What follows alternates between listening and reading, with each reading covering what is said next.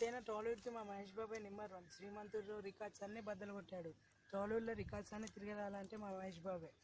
చాలా అయినేటోళ్ళు ఉంటే ఎన్నో చెప్తారు. మీరు మీ మహేష్ ఫ్యాన్స్ ఆయనేమో రికార్డులు అన్నావు కారా. ఫ్లాప్ తీయడంలో మీ కూడా నెంబర్ 1, సీరియల్ తీయడంలో మీ కూడా number 1, disaster back to back కూడా మీ కూడా నెంబర్ 1. అయినా టాలీవుడ్లో ఈ రికార్డులు తిరగాలడంలో మీ కూడా నెంబర్ 1.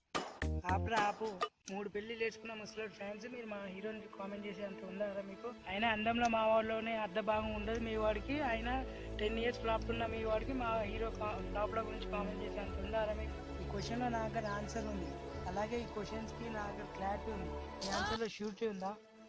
ఉందిరా, కానీ ఇలా హీరో రియల్ లైఫ్లో మిస్టేక్స్ చూపించలేక పర్సనల్ లైఫ్ని అడ్జస్ట్ చేసే వాళ్ళకి నేను ఎంత చెప్పినా అర్థం కాదు. నీకు సరైన అనుకున్నాను, వాడే నీ క్వశ్చన్కి ఫుల్ స్టాప్తో కొన్ని ఆన్సర్ ఇస్తాను.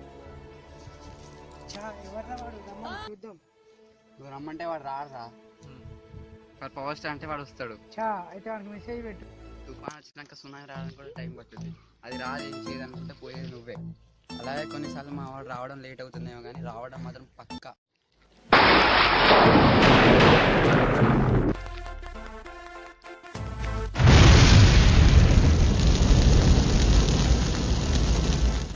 Ladies and gentlemen, boys and girls, and all the fans, here comes the Power King, and we call him Gabbar Singh.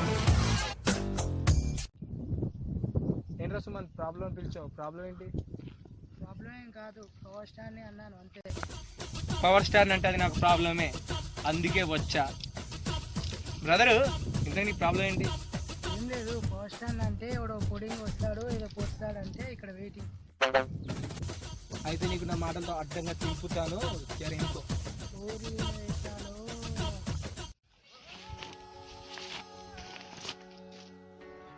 ఏరా ఎర్రి పప్ప. ఎటువంటి హార్డ్ వర్క్ చేయకుండా ఫస్ట్ సినిమా రాఘవేంద్రరావు గారు లాంటి లెజెండ్ డైరెక్టర్తో పనిచేసి హిట్ కొట్టి ఆ తర్వాత స్టార్డమ్ కాపాడు కోసం ఫేక్ కలెక్షన్, ఫేక్ రివ్యూలు, అలాగే అడప్షన్ డ్రామాలు, ఇంకా ప్రీమేక్ సినిమాలు హిట్ కొట్టే మహేష్ బాబు గారి ఫ్యాన్. నీకే అంతుంటే సినిమాల మీద ఇంట్రెస్ట్ అయిపోయిన అన్న వదిలికి ఇచ్చిన మాట కోసం సినిమాలోకి వచ్చి తనకంటూ వచ్చిన రియల్ స్టన్స్, ఇంకా సత్యానంద్ గారి దగ్గర యాక్టింగ్ నేర్చుకుని ఫస్ట్ సినిమా ఫ్లాప్ అయినా బాధపడకుండా సెకండ్ సినిమాతో పర్లేదు అనిపిస్తుంది. థర్డ్ సినిమాతో హిట్ కొట్టి తమ్ముడు సినిమాతో చిరంజీవి తగ్గ తమ్ముడు అనిపించుకున్నాడు. కెరియర్ స్టార్టింగ్లోనే పూరి, కర్ణాకర్ లాంటి డైరెక్టర్లకు అవకాశం ఇచ్చి వాళ్ళకి దేవుడే తర్వాత బస్తా హిట్లు అందుకొని ఖుషి సినిమాతో మాస్లోనే కాకుండా క్రేజ్, ఫాలోయింగ్ ఇంకా అన్ని తెచ్చుకొని కలెక్షన్లో తన పవర్ సత్తా చాటి చిరంజీవి తమ్ముడు స్థాయి నుంచి కళ్యాణ్కి అన్న చిరంజీవి అన్న స్థాయికి ఎదిగాడు. ఆ తర్వాత 10 years వసతాపులు పలకరించిన సినిమాకి అంచనాలని, అభిమానాన్ని పెంచుకుంటూ తన పవర్ ఏంటో చూపిస్తూ కలెక్షన్లో తన సత్తా చాటుతూ పవర్ స్టార్ అనే పదానికి కేర్ ఆఫ్ అడ్రస్గా మారాడు.